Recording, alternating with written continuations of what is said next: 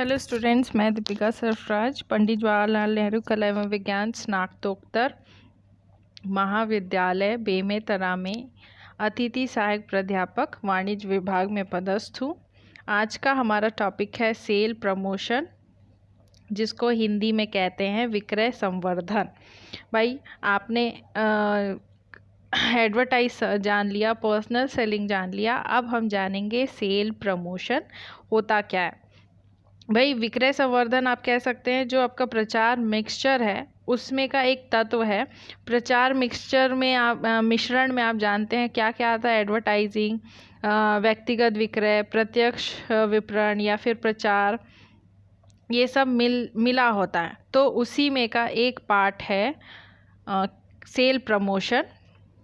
विक्रय संवर्धन क्या है? एक तरह से मीडिया या फिर गैर मीडिया विपणन संचार दोनों का उपयोग या फिर पूर्व निर्धारित सीमित समय के लिए उपभोक्ता मांग को बढ़ाने, बाजार की मांग को प्रोत्साहन करने या फिर उत्पाद की उपलब्धता में सुधार के लिए किया जाता है।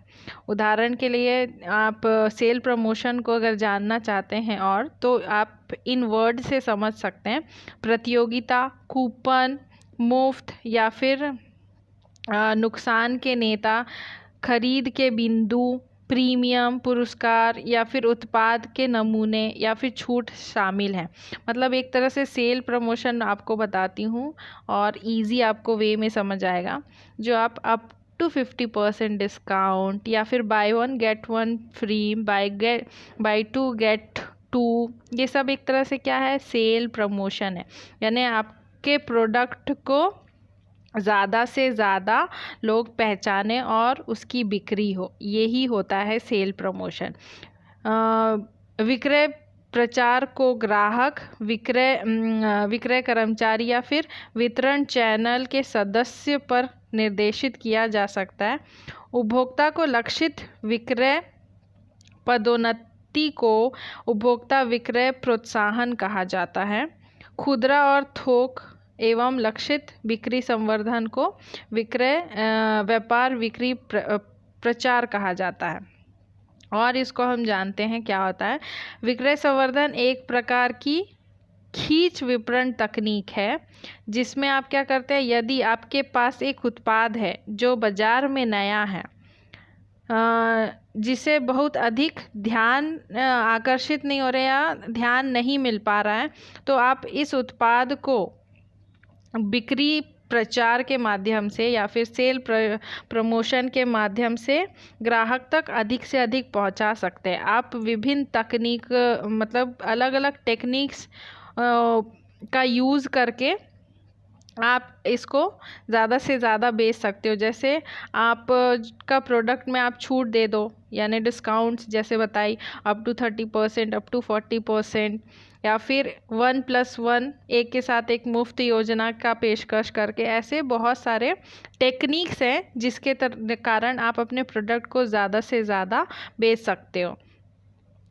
जब कोई ब्रांड अपने उत्पाद की बिक्री बढ़ाना चाहता है तो वह बिक्री संवर्धन का उपयोग करता है। जब भी कोई नई ब्रांड आती है ना, तो वो कुछ ना कुछ ऑफर्स लेके आती है, या फिर कोई नया प्रोडक्ट आता है तो मोस्टली उसको ज़्यादा से ज़्यादा लोग जाने, तब क्या होता है? विक्रय संवर्धन या सेल प्रमोशन का उपयोग करता है।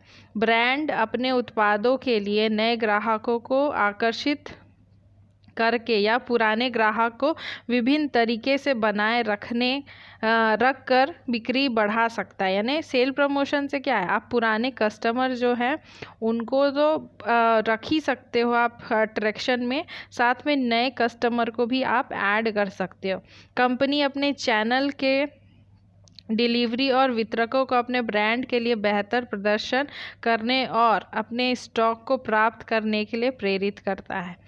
भाई जितना ज़्यादा से ज़्यादा जो आपके डीलर्स है और जो विक्रेता हैं उनको आप बोलेंगे कि आप ज़्यादा से ज़्यादा, मतलब ओकेशनली हमेशा सेल प्रमोशन का बेनिफिशियरी नहीं होता, लेकिन कई बार होता है कि सेल प्रमोशन उस कंडीशन में अगर आप रखते हैं तो आपका प्रोडक्ट ज़्यादा से ज़्यादा बिकता है।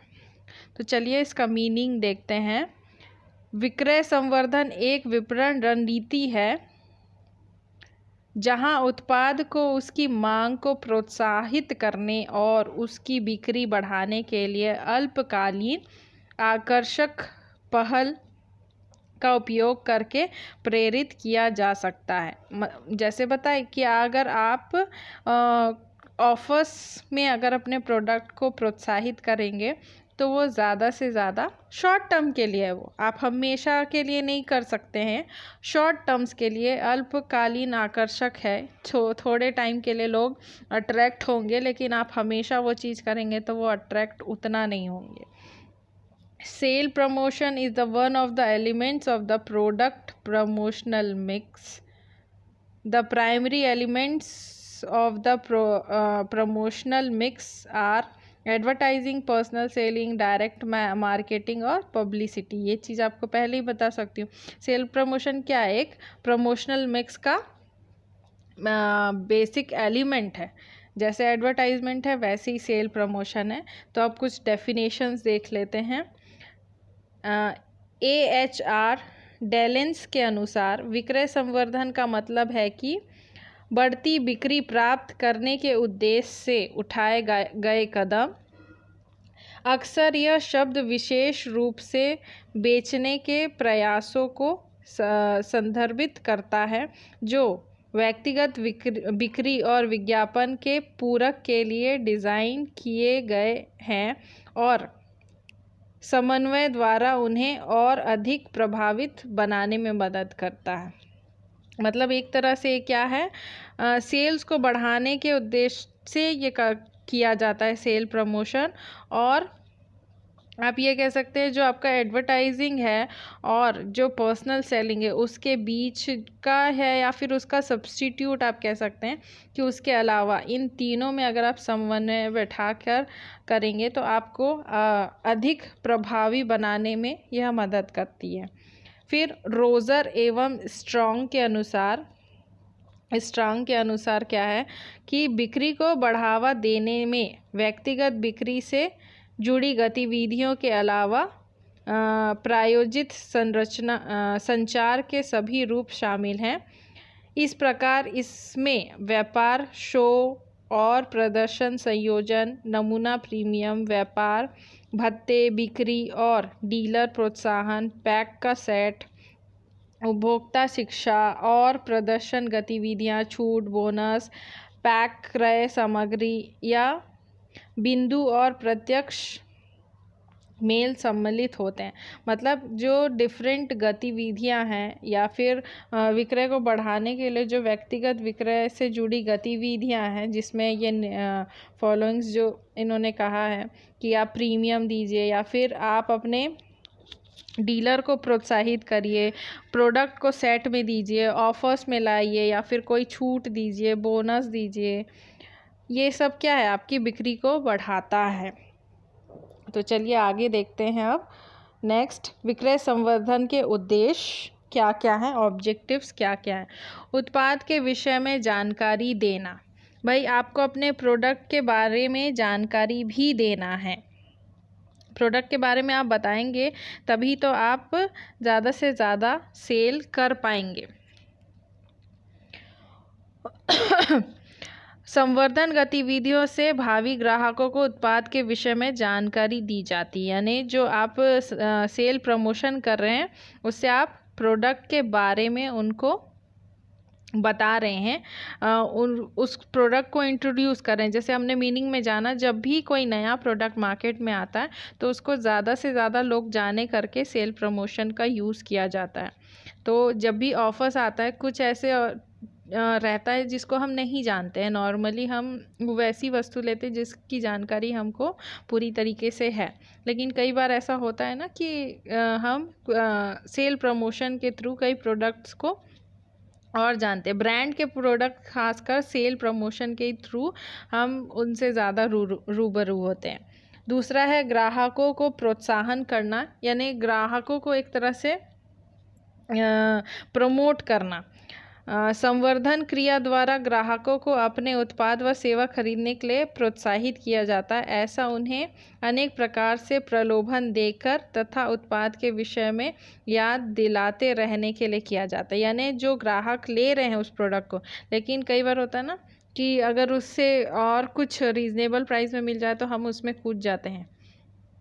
तो उस चीज़ को, उस प्रोडक्ट को कंज्यूमर हमेशा याद रखे और हमेशा उस प्रोडक्ट को यूज़ करे और ले, ज़्यादा से ज़्यादा उसकी डिमांड हो, प्रोत्साहित रहे हमेशा उस प्रोडक्ट को ख़रीदने के लिए। इसलिए भी सेल प्रमोशन का यूज़ किया जाता है।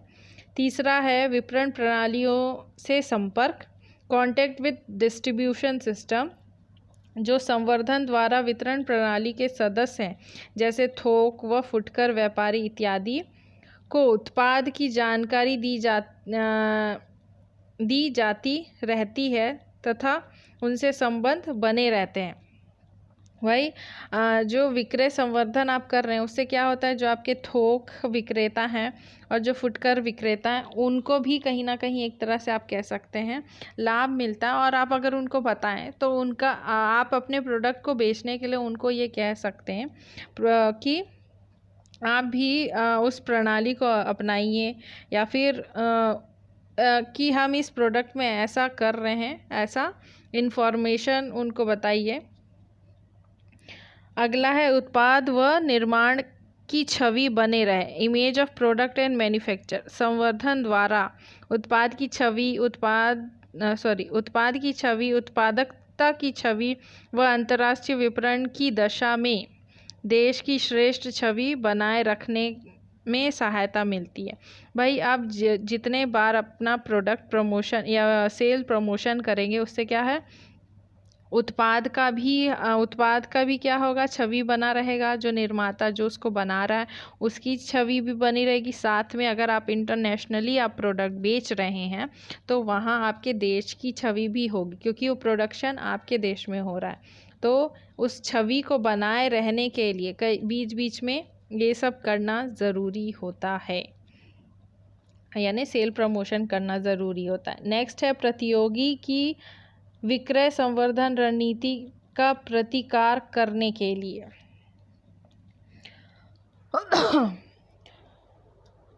Competition strategy of competitions. कई बार संवर्धन का कार्य प्रतियोगियों की विक्रय संवर्धन गतिविधियों का मुकाबला करने के लिए भी किया जाता है। ऐसी स्थिति में संवर्धन का उद्देश्य प्रतियोगी की संवर्धन गतिविधियों को अप्रभावित करने के लिए या फिर अपना बाजार अंश बनाए रखने के लिए। कई बार क्या करते हैं, क्या उद्देश्य होता है मार्केट निर्माताओं का या फिर विक्रेताओं का, कि वो सेल प्रमोशन करके जो आपके प्रतियोगी हैं जो सेल प्रमोशन कर रहे हैं उनकी रणनीति में पानी फेर दिया जाए। क्यों, आप अगर सेल प्रमोशन अगर वो अप टू 50 कर रहे हैं, आप उसको अप टू 70% कर दीजिए, तो भाई कस्टमर आपके तरफ खींच जाएंगे उनके प्रोडक्ट से ज़्यादा आप, क्योंकि आप ज़्यादा अगर दे रहे हैं तो कस्टमर ऑब्वियस है लुभान्वित होके, प्रोत्साहित होके आपके तरफ आएंगे। तो कई बार हम जो हमारे प्रतियोगी हैं उनकी रणनीति को प्रतिकार करने के लिए भी विक्रय संवर्धन करते हैं। नेक्स्ट है विक्रय कर्मियों का क्रय सुगम करने के लिए, to make work of salesman easier. संवर्धन का उद्देश्य विक्रय कर्मियों के प्रयासों में सहायता करने के लिए भी होता है। संवर्धन गतिविधियों के चलते रहने से विक्रय कर्मियों के लिए सौदा पटाने आसान हो जाते हैं। ग्राहक व व्यापारी विज्ञापित माल को शहर स्वीकार कर लेते हैं। भाई जो आपके विक्रय कर्मी हैं उनको भी कई बार हेल्प मिलती है। क्यों, आप अगर आपका शॉप है, वहाँ पे जो विक्रय कर्मी हैं उनको मालूम है आपने सेल प्रमोशन रखा है, यानी ऑफर्स रखे हैं या फिर कुछ रखा है, तो उससे क्या होता है उनको सहूलियत होती है वस्तु को बेचने के लिए, अपना काम करने में इजी होता है उनको। क्योंकि अगर आप आपके सेल्स पर्सन उस प्रोडक्ट को बोलेंगे कि आपको इसके साथ एक फ्री मिल रहा है या फिर आपको 50% ऑफ में मिलेगा, तो ये सब जो एक तरह से ये जो गतिविधियाँ होती, इससे क्या होता है, जो विक्रय कर्मी हैं उनको भी अपने काम को करने में इजी होता है और इससे ज़्यादा से ज़्यादा कस्टमर आते हैं, तभी तो वो प्रोडक्ट ज़्यादा से ज़्यादा बिकता है।